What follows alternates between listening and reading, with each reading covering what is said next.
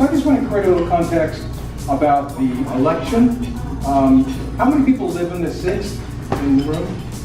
Just 1 or 2 of you, apparently? Okay. How many people worked at all? Did some either phone banks or 1 or 2 of them? Very interesting. Very upset with the experience, apparently, over here. As a result. You know, I want to talk a little bit about context. What I've noticed is that there are 3 levels. You have the content, which is the stuff, the process, which answers the question, how, and the context, which is invisible, which is kind of they call it, the environment that we live in. So there are 3 elements. The content is the what, the process is the how, and the context is the sea or the air that we live in. Each political event does not exist on its own. It exists within the context of where we are. But I won't talk about that, because that may be one of the reasons why Jon didn't do just that little bit better to get him over the top. And we're going to talk about that as a group, and I'd love to hear your opinions about that as well. But I want to start out with, anybody ever hear somebody called P.T. Barnum? P.T. Barnum? Who's the current president, I believe? Who's Dr. and so on. Well, look, he's president. I got to tell you, P.T. Barnum had a little problem. He had a great sideshow. The fat lady, the bearded fat lady, I don't know, I wasn't there. The midget, the little person, what's all these appropriate names? They're all gone, right? Freaks. So they had all these freaks, and people could come in and they couldn't take as much time as they liked to walk through. But his problem was, how to get people out. It was very good about getting people in. He was not as effective at getting people out. So he had a plan.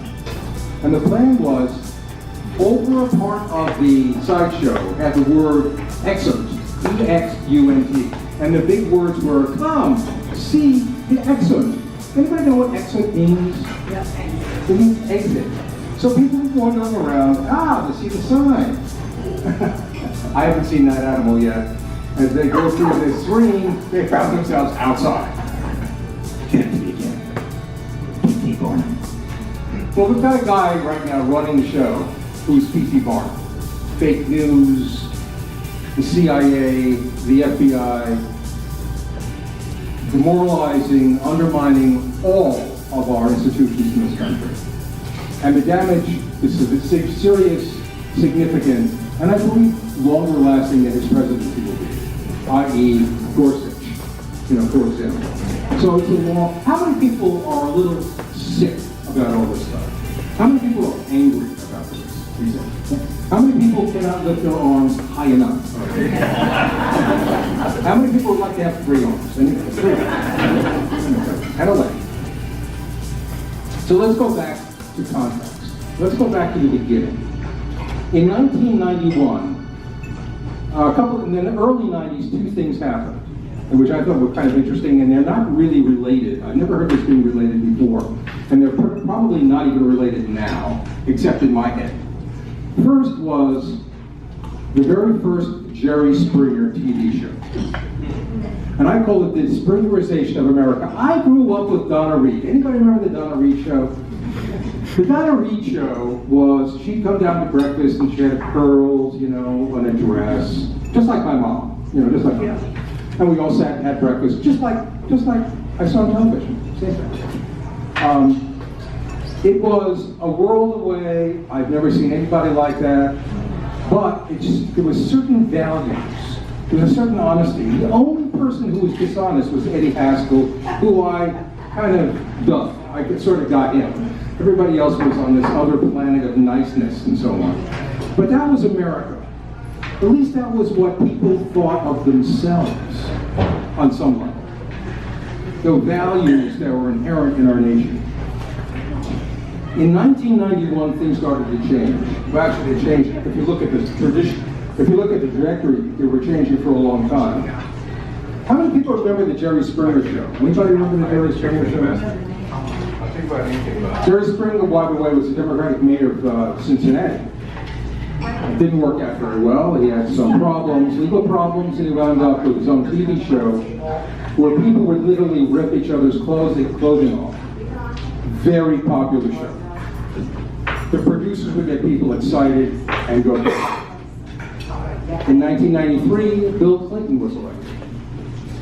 The first of the great baby boomers. It was very interesting.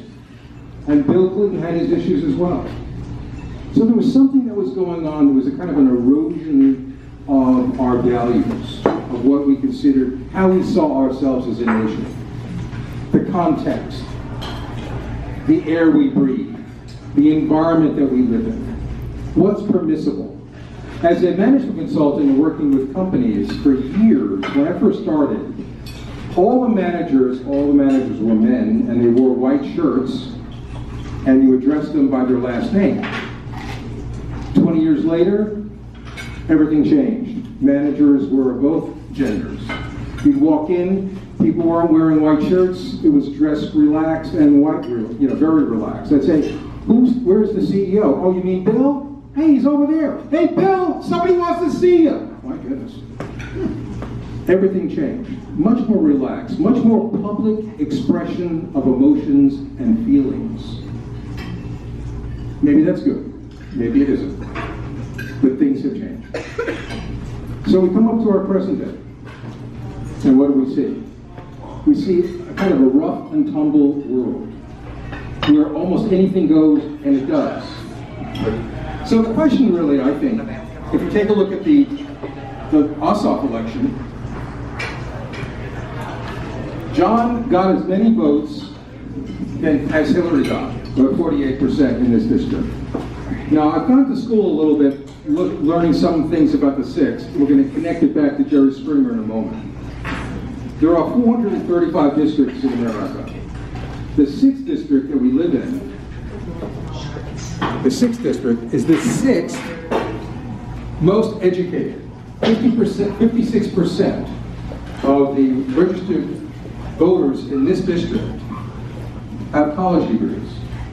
Nancy Pelosi's district, you know Nancy Pelosi? She came up a little bit during the election, maybe you've heard her name. That's the 12th district in California. They came in 10th in terms of educated, college educated. So we're 6th in the country. Of the top 15 most educated, that's to say college graduate percentage people, of the 15, only 2 of those go red. The rest are all blue. There is a correlation between college education and people who tend to go more liberally and progressive. Maybe it's opening one's eyes, maybe it's experimenting and walking in the world more. So we see a correlation there. The Georgia 10th, the Virginia 10th, which also went blue, has gone blue smaller and smaller over it's gone red, but it's gone smaller and smaller red over the last several cycles. And we almost turned ours blue, which is good news.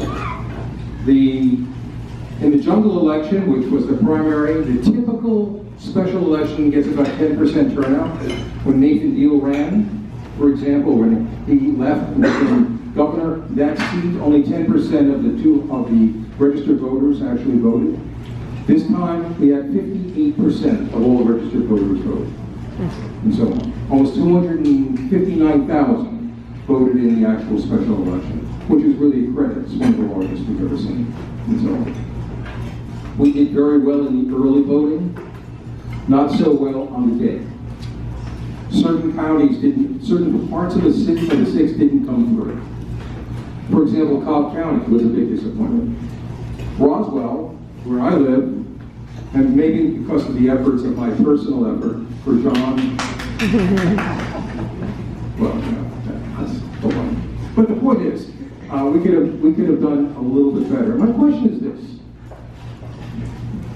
what could Jon have done, if anything, to have gotten a few more votes and perhaps a few more percentage points and won the election? What could Jon have done? And I'm going to stop here.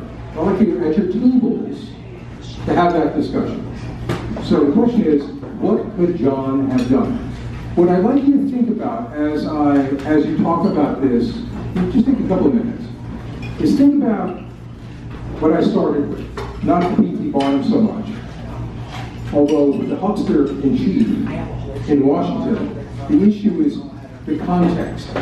Jerry Springer, the world we live in currently, this kind of rough and tumble world that we live in. The fact that Republicans delight in calling progressive snowflakes. And it's not that they call us snowflakes that bothers me. What bothers me is that name sticks and lasts. What does that suggest? What does that suggest? Are we playing the same game? So, I'd like to take a moment, just if you will, what, if anything, could Jon have done differently, which is important, to get those few extra points to perhaps go victory? I'll give you a couple of minutes to think about that if you think.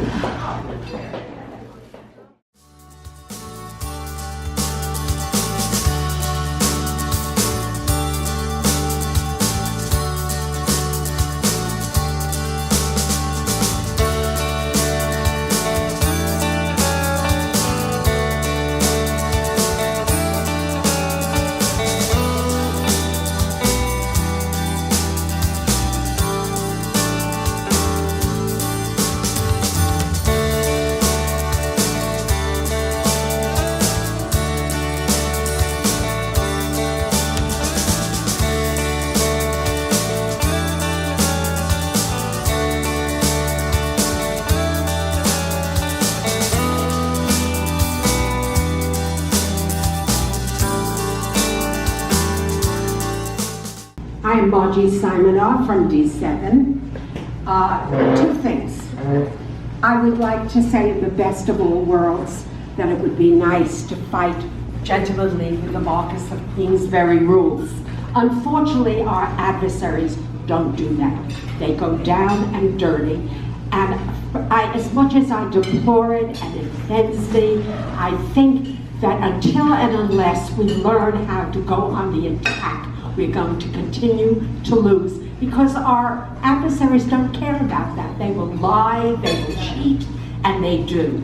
Number two, I'm sorry, I feel offended myself when I say it, but that's a reality, and until we learn the reality, we're going to continue to lose. The second thing I think the campaign should have focused on Trump. Jon wanted to reach out, and I understand, and there's some merit in that, to moderate Republicans.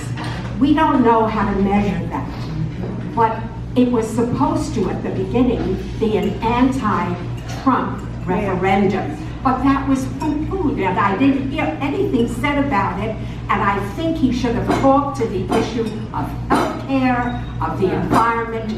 One of my oldest grandchild is horrified, never did a thing in politics, went out there with his friends in their 20s to work for the first time because he was incensed about those issues. He should have hit on them and hit on her and made the point that she is going to be a trumper in her votes.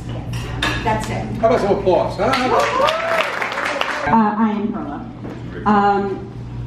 A couple of things that I think can be addressed. One is that if you look around here, the majority of you are middle-class white people, right? And that is something that we need to change in some way. I love you for it. I think it's wonderful. But there was, when I would go canvas, when I would go phone bank, you were my peers, and I thank you for it, and I think it's wonderful. But there were very few Latino people. There were very few, even less, African American. And that always bothered me. And it obviously did not motivate that part of the Chatham County. Secondly, I do think, like you, that he was a priest. And I agree with you that sometimes you gotta play. And I think that there's a line that you don't cross, and you don't have to go low, you don't have to be disgusting, you don't have to be an ape, but you can take your gloves off and you can fight back, and I didn't see any of that even during the debate. And if you ask me, would you like Jon to run again? I do like him. I do think he's in, But I would not like him to run again. What I would like, and what I think would make a difference, and I say this for the 6th, and I say this for presidency as well. I think we need a black woman, honestly, to run for president. I think that might motivate, minorities to, just like it did for Barack Obama, because it did. And they did not come out for Hillary. So those are some of my thoughts. And also, I never got the sense, I'm a very progressive person, I never got the sense that I thought he played it really center. He never stuck his neck out for Medicare for All, for example. That's something that I definitely would have done very aggressively. Have some applause. So I worked on the campaign as a precinct captain, and a criticism I have for the campaign is that they had a lot of talent, and I'm not talking about myself, I'm talking about all the other people who had great ideas, and it was really run and mismanaged, in my opinion, by a bunch of kids my age. I mean, I'm 24, I can say that. It was a lot of millennials, and we didn't get input from, we needed an adult. That's what I feel like, is we needed an adult to tell us what to do and when to do it and how to do it right, and that wasn't there. And there were some opportunities for them to enhance the training process for new canvassers. Canvassing is scary if you've never done it before. So I realized that there was this big gap, and they just give you this 5-minute lecture, and they're like, okay, go knock on some doors. So I recorded a video for them, a full-on training video, and that was never used by the campaign. So that's where I think they could have, they could have pooled their resources. And it's not just about the money, it's really about how you utilize the resources. And I feel like they had so much money, and they were so confident they were going to win, that they didn't utilize the human resources they had at their disposal. They were only into canvassing. Yes. I just want to put a fine point on what I call the oversaturation issue, which is probably the result of all the money. It really turned some people off, and I canvassed, and I had people canvass, and I'm a little older, and had a little bit more judgment and could interpret the advice that they gave the canvassers, and when to leave people alone and not to get their space. But a lot of the canvassers didn't, and it really turned some people off, and I had people tell me they're not voting for him because this is completely ridiculous. So there needs to be some work, to her point about how to do this. I mean, and not to mention the complete waste of resources. I had 3 Ossoff signs in my yard, and we had 6 people knocking on my door, and someone badgering my husband about, your wife's not here, so therefore I can't say. He's like, she's a canvasser, she writes letters, and she wouldn't let it go. And it's ridiculous, and it really, now, I don't know if it would have won the election or not, but it's not the way to run things, so it was a problem. How about some applause? A couple of things that I thought would be helpful. I think John could probably have taken $1,000 out of the $23 million and moved forward 10 minutes north. To give people that talking point was just made my head explode. And there were people, by the way, that was totally unexplainable, and it was ridiculous to give that. So you know what? They could have had a gold limo drive his fiancée the 10 minutes further south. So, number one. Number two, he was offered to debate Karen on CNN and declined. Yeah, why? There are reasons that he gave, which I never accepted personally. Because he wanted to do the local media. That's a lot of crap. He had an opportunity to go national. It's a national story. In fact, it was an international story. I've spoken with people internationally. They were wondering about how things are going. He didn't need to give her any more national exposure than she was getting. He was so far ahead of money. Well, that's a money thing. But the fact of the matter is that she had been gaining on him since those 7 points that were first announced about a month earlier. The internal polls were saying that she was gaining. And there was a sense that, by the way, people are going to come back. He had an opportunity of going on national television on CNN and tying her hip and jowl to Trump, asking her question after question after question about Trump. Do you believe this? Do you believe this? Do you support this? Do you support this? Are you going to support this if you get into Congress? Do you believe this? Do you believe this? Tired. And you know what? Those comments would have been repeated on the 6 o'clock and 11 o'clock and the 24-hour news cycle over and over and over and over again. The amount of money, you can't buy that kind of advertising. Okay.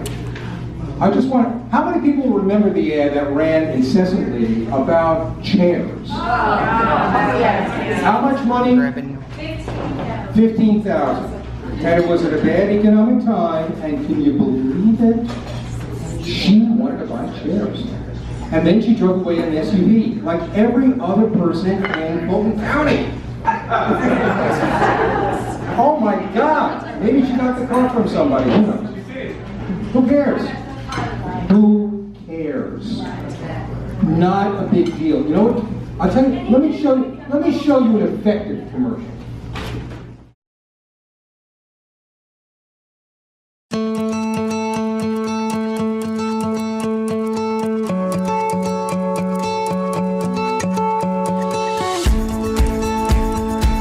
This is the first chance in the country to make a statement about what we believe in. I will do my best to make you proud. Hey y'all, how you doing? Y'all ready to flip the 6th? The last presidential election was a huge call to action. And he didn't just sit around and complain and yell at his TV. He got out and decided to run. I grew up in the 6th District on Hawthorne Drive.